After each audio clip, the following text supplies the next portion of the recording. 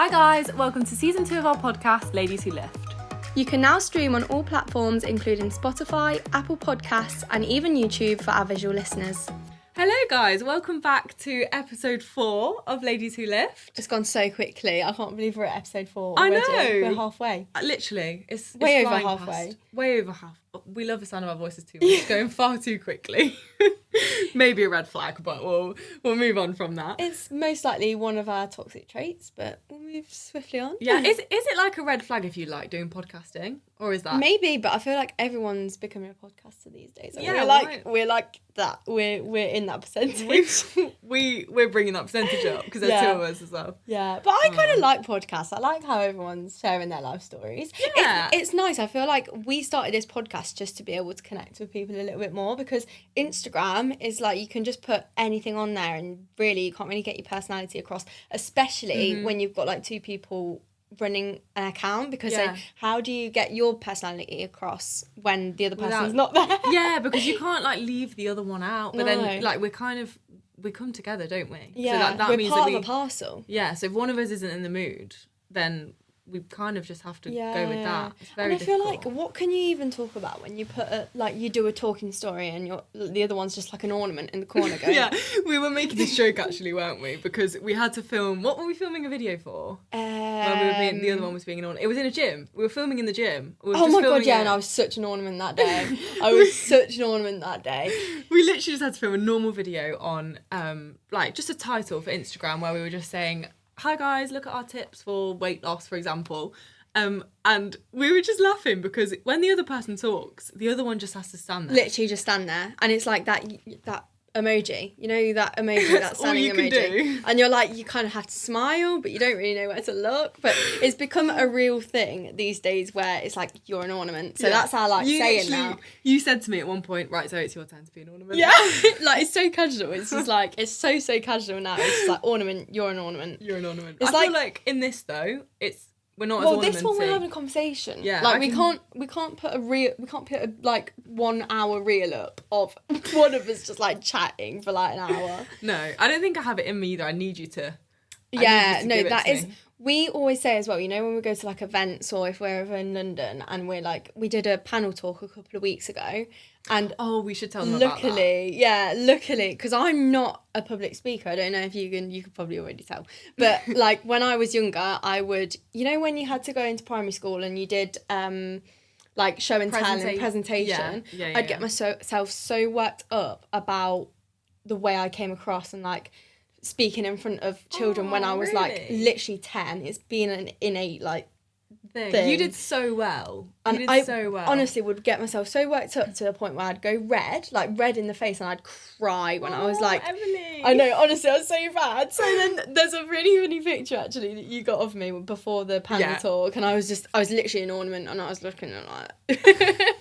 I've got this thing as well where I'm so bad at like every time we're in a situation where Emily could look so good, but I'll manage to get the worst photo of her ever. Like I go into the situation and find the photo. Always. Like it's just you've got the camera roll your camera roll is full of just like awful photos of me. But are you best mates if you're not? Exactly. You got to get all the candid shots. I need to get some more of you actually. That reminds me. Do you? Yeah. Always got really pretty ones of you. Yeah, you do a good job at that, actually. It's like, you know... is there one friend in every friendship? No, but I feel like it's a relationship dynamic. Because I get some really nice photos of my boyfriend. And then the photos that he has of me is absolutely diabolical. Like, I'm like that, like asleep, half asleep, like looking up to the ceiling. And I try so hard as well. Like, even if I'm on a story, even if I'm just taking a story or something... My boyfriend gets annoyed because I'll take 10. Yeah. And he's like, well, what was wrong with the first? It's just a quick photo. I want you to look nice. And I'm thinking it's important. And the thing with my boyfriend, he'll take photos of me, right? That's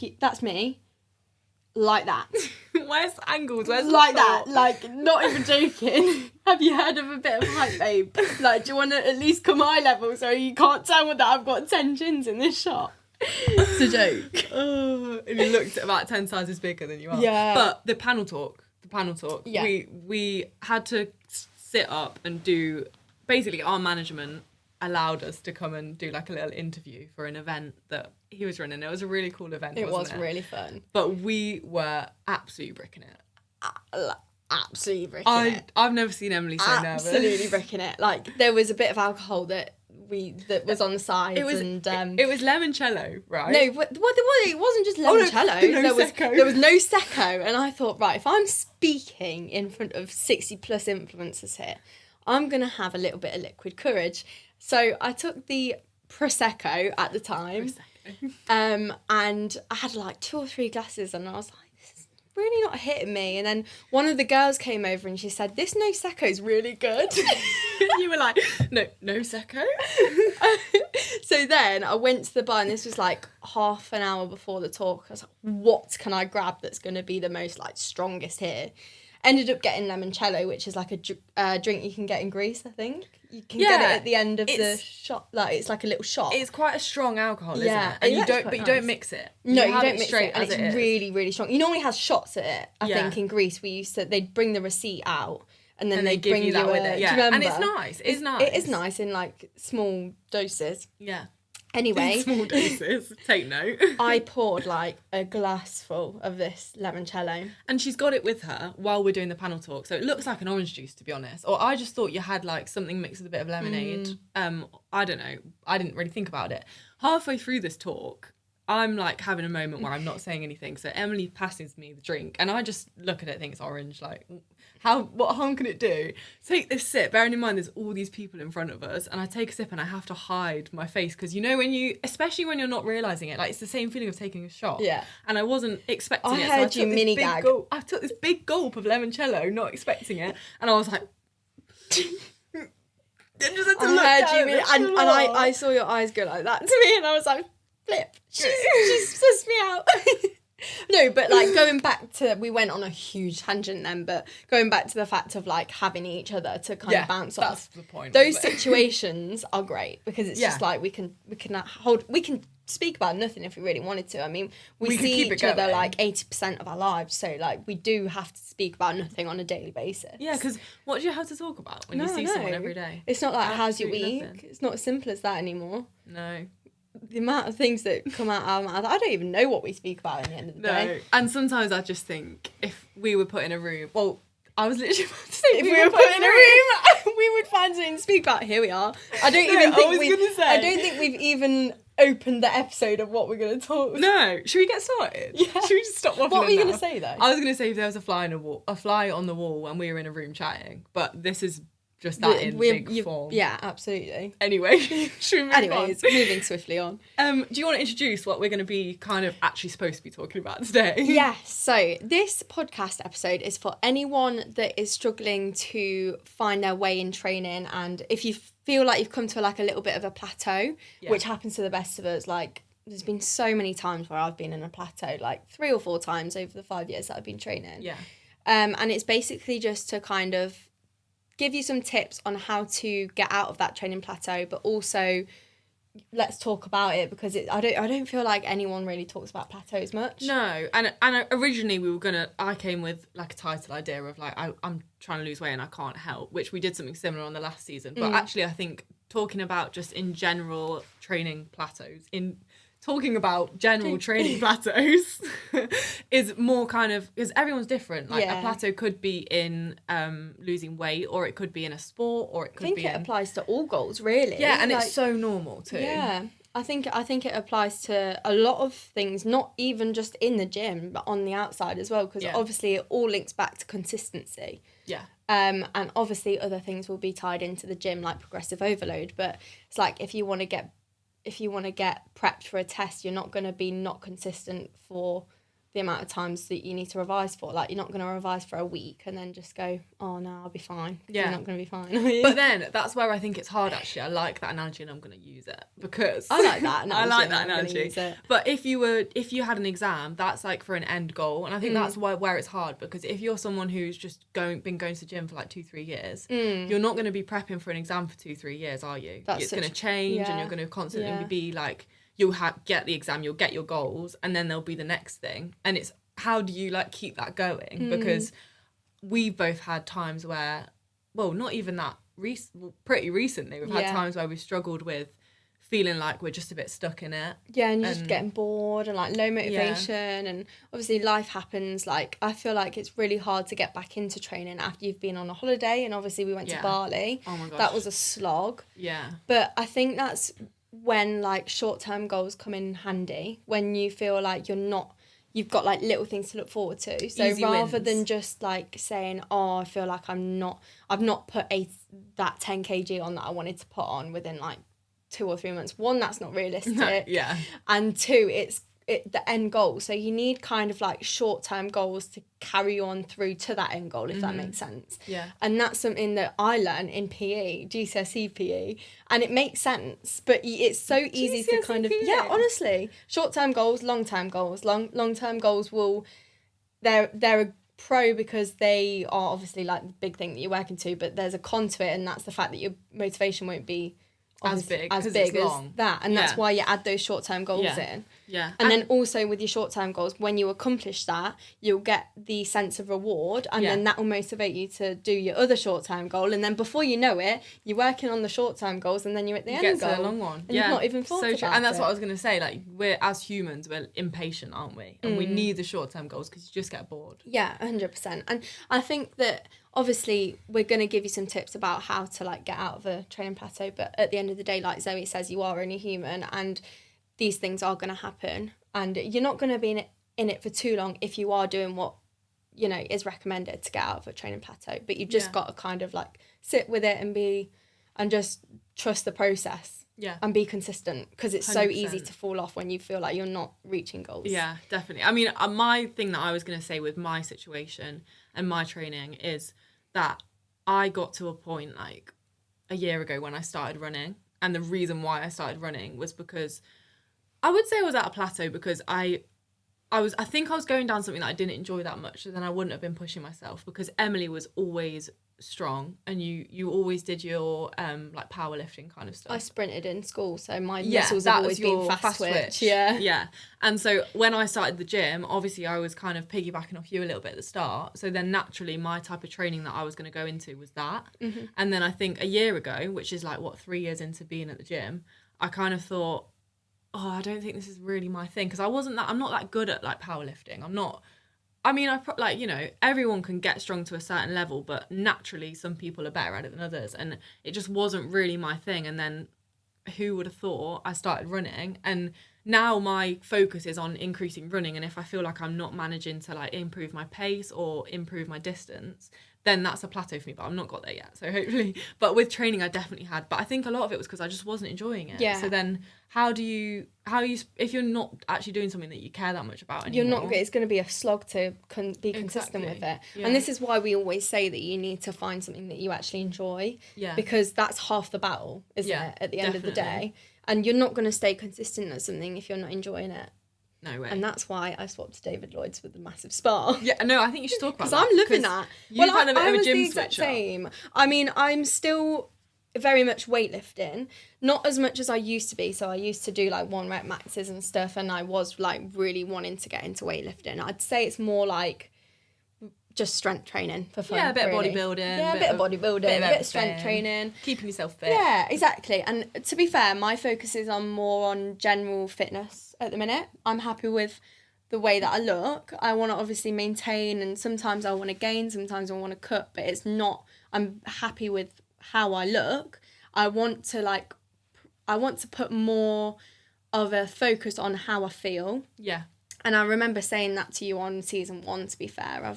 I really started to realise how good looking after my body made me feel, and obviously eating well made me feel as well. And that's kind of where I'm at with training at the minute.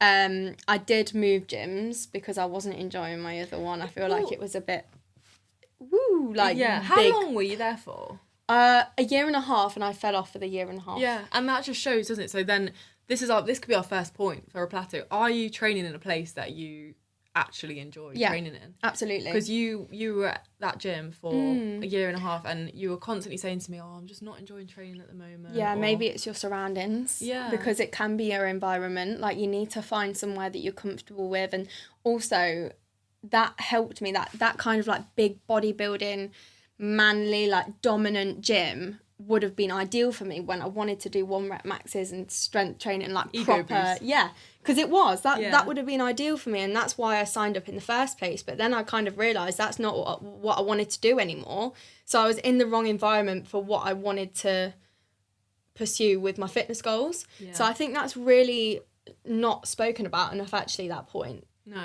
And you treated yourself as well, because now, let's be honest, she's at David Lloyd's, guys. She's bougie. She's gone there. I absolutely love it. When my boyfriend started going, he told me the price point, and I was like, why are you spending that much on a gym? But I have realised... She's been sucked in. The marketing has worked. I spend like 3 or 4 hours there. Yeah, 3 or 4 hours great. of my day is spent there on a day off, and it will be working. Like, it's more of like a fitness centre, which... 2 years ago, I would have said, but actually... and here we now, are. yeah, here I am. I'm loving it. And I only really go to get to the spa after, so that's my motivation at the minute, to get to the gym, is to go to the gym, 45 to an hour session, then straight into the spa. But I do think that, because we went to BXR gym, didn't we, in London? Oh, it was amazing. Oh my gosh. And it wasn't even like a big spa or anything. Absolutely but gorgeous. It was pristine. Yeah, absolutely pristine. Yeah, and I remember thinking, and also it was a class, and I wouldn't normally... think to go to classes because I'm like, I know what I'm talking about. I don't need anyone else. I don't need an instructor, do I? I'm a PT myself, thank you very much.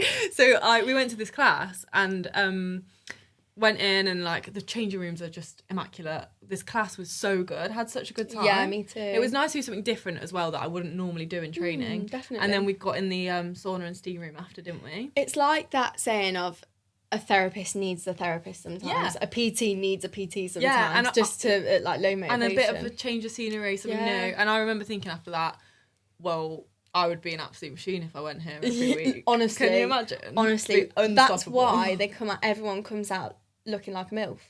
Absolutely. Because they're put under that strain and pressure. Number one, they can afford their Lululemons if they can afford it. Yeah. And number two, you're getting absolutely... battered. Yeah. And I would be going twice a day if I could go into those facilities every day. Yeah, but here we I are. was making very good use of what was it? Was that you were making very good use of the hair straighteners, and I was making very good use of the tampons on the side. You were. Because you really needed them, didn't you?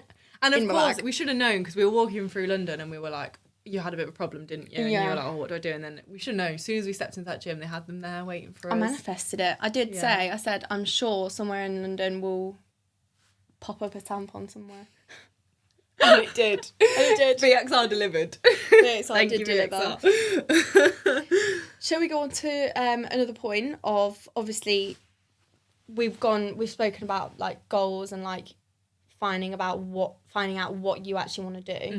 Mm-hmm. But obviously different goals will require different things. So if you feel like you're kind of falling off, well, like coming to a plateau with maybe weight gain, you know that you just need to tick some boxes. So maybe like take a step back and see what you are doing, and then maybe see what you're not doing. Obviously, people who have followed us for a little for a long while now will know how important calorie surplus and calorie deficit is. Absolutely, yeah. When it comes to weight gain / weight loss. Yeah. So I didn't know whether you wanted to actually talk about that. Yeah. In case that is the issue of why you wanted to, why people are falling off. Yeah, definitely. I think with obviously a lot of people's goals are either to lose weight or gain weight. I think that's pretty normal, isn't it? Definitely. A lot of our clients, find that's what most people want. And for example, if you're trying to lose weight, then you might have heard the term calorie deficit before.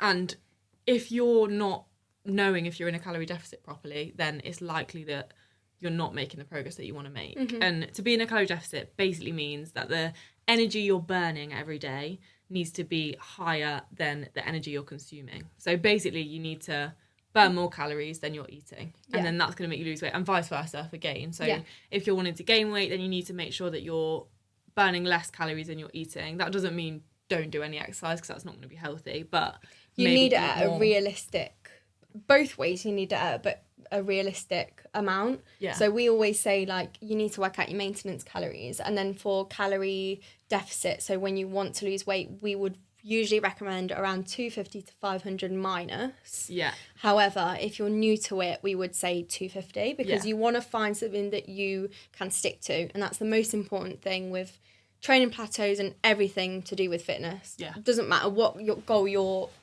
going after, you need to be consistent, and obviously that's hard when you are at a plateau, but it's just during those times that you have to keep pushing.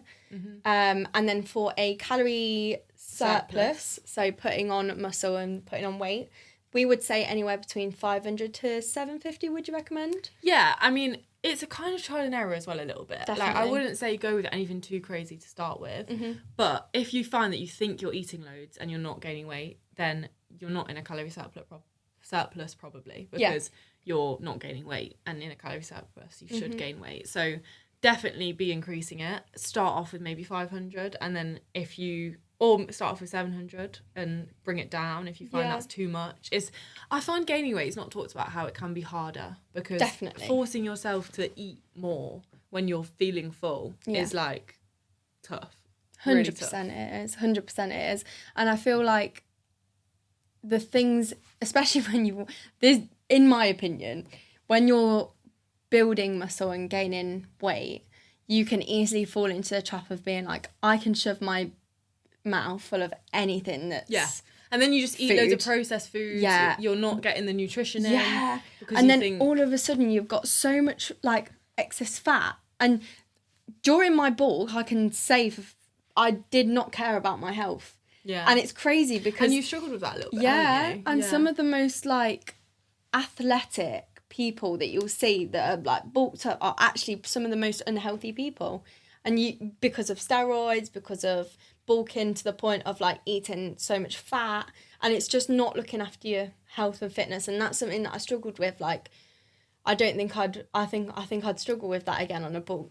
With bulking, if you want to stay lean, you've got to prioritize eating healthy and prioritizing your protein. I mean, we would recommend, even if you didn't want to stay lean and you're on a bulk, to stay healthy anyway, because at the end of the day, it's your insides that matter more than what you look like on the outside. 100%. And if you find that you're not making progress how you think you want to be making progress, it might be that you need to reevaluate a little bit as well, and just think, am I being healthy? Like, what's the most important thing to me? Is it just that I put on the muscle I want, it doesn't matter if I'm being unhealthy in the process, or is it that the most important thing to you is your health? And if that's the case, then maybe you just need to strip everything back a little bit and just take kind a of step back. See what's comfortable, and then start from there again, because there can be so many other factors. Like, I was making some points before the video about like weight loss stuff, and sleep can make such a big difference to your progress. I've not looked into that too much with weight gain, but I know for weight loss, if you're not giving your body enough rest, then your body's going to naturally conserve. So that means that you're not going to make as much progress as you would want to, because your body's trying to survive, basically. Absolutely. And it's really important with building muscle as well that you rest. Like, you can't train 100%. the same muscle group twice. No. Like, you've got to leave at least 24 to 48 hours for your muscles to recover, because that's when they're going to do their job kind of thing, and recover and grow. Yeah. And I feel like you don't see that rest side of it. Like, you see the work, like, you've got to do this, you need to be in a calorie deficit, you need to train, you need to do this.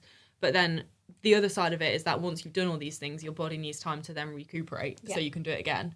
And that's just important, isn't it? Yeah. Just and important. it's the same with stress management. That can be a huge factor with weight gain. So you can do things like yoga or whatever chills you out. I like walking, because not only are you getting your steps in, but you're weight loss. Also it's great for weight loss. It's great for weight loss, but you're also managing your stress. Like, sometimes a walk is the only time that someone's on their own in that particular day, so you've sat with your thoughts, and that's a really good thing, because I think sometimes, like, especially nowadays, you're filled with distractions everywhere you go. TikTok. Yeah, TikTok. Like, you can easily get into like a little scrolling hole. You've worked all day, and then it's TV or your phone, and then you don't really have like an hour to yourself to think about to process what's happened in the day, and that sometimes can like really build up stress.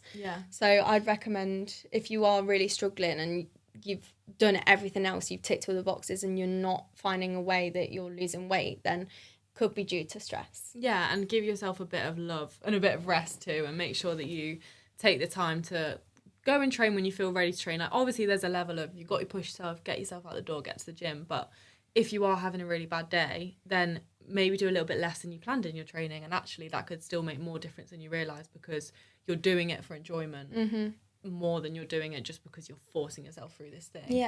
And water intake's another one as well.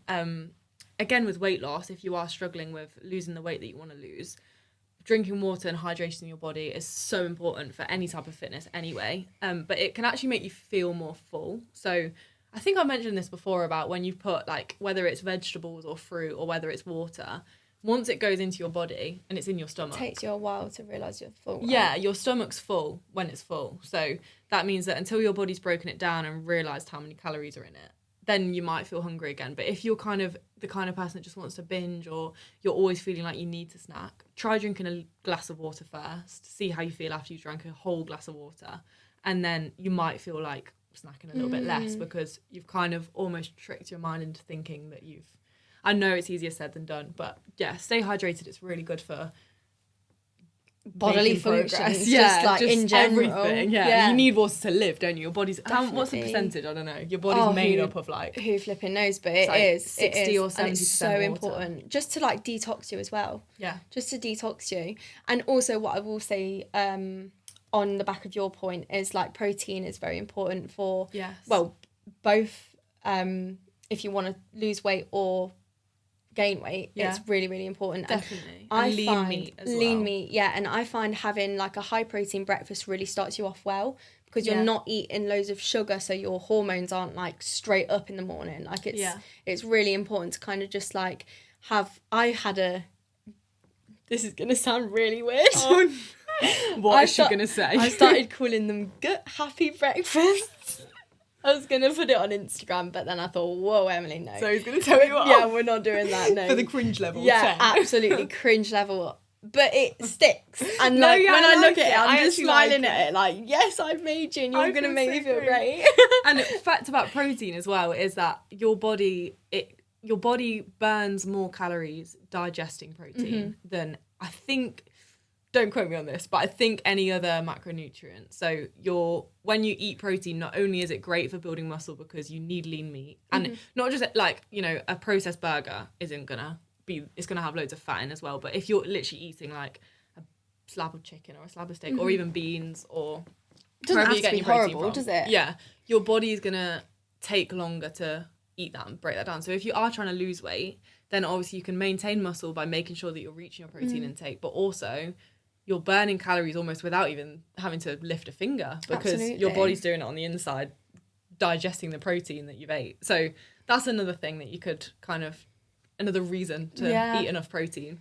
I think as well, something that is not like something I didn't even really know until recently is that if you want to lose weight, strength training is a great option, because it burns just nearly the same amount of calories as like a run. Yeah, if you were to get on a treadmill now and I was to do a weight training session, we both had our Apple Watches set, we'd probably come back and we'd probably have burnt the same amount of calories. 100%. And if that is your worry and you're only doing cardio because you think that when you go and do a weight training session you're not burning enough calories, that's not true. No, like, it's obviously not. You have to push yourself, you know, get that weight up, make sure that you're incorporating progressive overload, because that's another thing with Plateau. I can't believe we're not mentioning progressive overload yet. Are we even PTs? But yeah, make sure that you what are we making sure? Make sure that you I completely lost my point. I was really on a roll with that. Make sure you're pushing yourself. Yeah, make sure you're pushing yourself in your weight training, because obviously if you have to go for a 5k run but then you're only like lifting a 5 kg weight when you know that you could do 20 kg then, yeah, it's really important that you push yourself. But then after you finish as well, your muscles take a bit longer to recover, I believe, than a run. So definitely then your body's working harder and burning energy trying to recover your muscles and make them ready for next time you train. So then you're still burning calories without realising again. Absolutely. And the more lean muscle mass you have on you, the more calories you burn anyway. Yeah. So it's like win-win. Why would you not? And also it's fun. Like, who wants to run 20 kg? Yeah. Me. This is where we're different. Problem you. But should we do final point, progressive overload? Yes, final point. Last but definitely not least. I feel like it's talked about so much. I'm glad we've left it to the end, because we've got a lot out that I feel like it's more important that doesn't get spoken about. But obviously, it goes without saying, you have to be incorporating progressive overload. If you're not seeing results, it is most probably because you've got to a point with your training where you need to push on, but you have just said, nah. Yeah, I'm not and gonna. this is specifically for weight training, right? Yes, Obviously, building muscle. everything, like, Building you need to muscle. make sure that you're constantly... Like when you're no, running. it's not. I'm It's like when you're lying. running. It's not. It's like when you do catch 5K, Yeah. you're not going to stay at walking No, 1 minute it's and then not. Yeah. running 1 minute. It's progressive. Yeah. And that's the only way you are going to get to that 5K is because you're Progressively. You can't go straight in and run 5K straight away. You have to start off doing 2K or doing it in intervals, or if you're weight training, you can't go straight in and squat 100 kg. I mean, I definitely couldn't, but you can't go straight in and squat 100 kg. You have to start off doing 40 kg, then 60 kg, and then doing more reps. And then, you know, eventually over time, once you've carried on pushing yourself, the next time you come in, you'll find, oh, actually, I can do 50 kg this time. And then the next time you come in, you might find you can do 10 reps instead of 8. And then the next time you can push it up to 60. So if you always constantly just did the 40 kg, then in, I don't know, 5 weeks' time, you're going to be squatting 40 kg and you're not even going to break a sweat because your body's adapted. So clever. Your muscles are going to have fixed, and then it's going to be really good at squatting 40 kg. So you have to constantly be pushing your body further. Yeah, I agree. So that could also be where you're going wrong if you are struggling and you've reached a bit of a plateau with that. Absolutely. I was going to say something really important, but I've completely forgot my point. I hate that. Our brains are just going, aren't they? But no, I think progressive overload is the key. Like, loads of people, when I'm coaching clients and stuff, often they've come in and that's where the problem lies, because they might have been going to the gym for 2 years, but they've been going and they've been spending half an hour on a treadmill and then doing 2 sets of walking lunges and a set of squats, and then they're like, oh, I'm not getting anywhere with it. But actually they've not upped the weight on that, they've not increased what they're even doing on the treadmill in a year. So your body's just got to that level and then stayed at that level, and it's not being pushed any further. Yeah, and there's many different forms of progressive overload. You can increase the weight, you can decrease the rest time between sets. You don't have to just increase the weight. Yeah. You can increase the volume of training, so you can increase the reps, you can increase the frequency, so you're going more times a week. It's not just increasing the weight. It doesn't have to be that. So if your goal is to run 10k and you're at a 5, it would just be increasing the amount of times you go for a run, or decreasing the rest time between the intervals you're training for. So yeah, and it goes with, if you're trying to lose weight and you're at the moment you're training 2 or 3 times a week, push it up to 4 or 5, or even 3 or 4, and see how you go with that. And then you might start seeing a bit of a breakthrough, but give it time as well, because it can take, you know, we always say to people, give it 3 months of being consistent, and then judge how far you've come. Yeah. And if you get 3 months in and you're still not seeing progress, then you might want to look at that with someone, you might want to talk to a coach. But I think most people after 3 months, if you're being consistent and you're really being consistent, then you should see results. You're your own biggest critique as well. Like, I think we've all mine. got to remember that. You're always going to be saying, oh, I'm not making progress. But that's when things like measuring your weight and controlling things like that, and just keeping track, having progress photos, that can be really handy, because if you are like overcritical of yourself, it might not be that you're in a plateau, it might just be the fact that you're over critiquing yourself. So you can have that evidence on your phone and be like, hang on, no, I have changed, and just reassure yourself that you're doing the best that you can. 100%. We're gonna wrap it up. If you're someone, I think it's definitely time. If you're someone who finds that they're stuck in a bit of a plateau, then hopefully that's helped a little bit. But that's kind of our... Can't keep pushing. Consistency is key. Absolutely. That's our word vomit on it. But we're listening to our own advice here, aren't we? Like, everything that we've said has been because we've learnt the hard way. 100%. And you're not going to be doing fitness and stuff without a plateau. It happens to us all. So normal. And so normal. More than once normal at the time. Circling back round to the exam analogy at the beginning. Yeah, absolutely. We're back to where we started. Guys, thank you so much for listening. I've really enjoyed this one. Yeah, I have. I feel like it's been... I always say this. We just love the sound of our own voice. It's awful. It does. It really does. Well, anyway, we'll be back next week with episode 5. Yeah, so nearly at the end. Yeah, stay tuned for that. Thank you so much for listening, guys. I really appreciate it, and have a great day.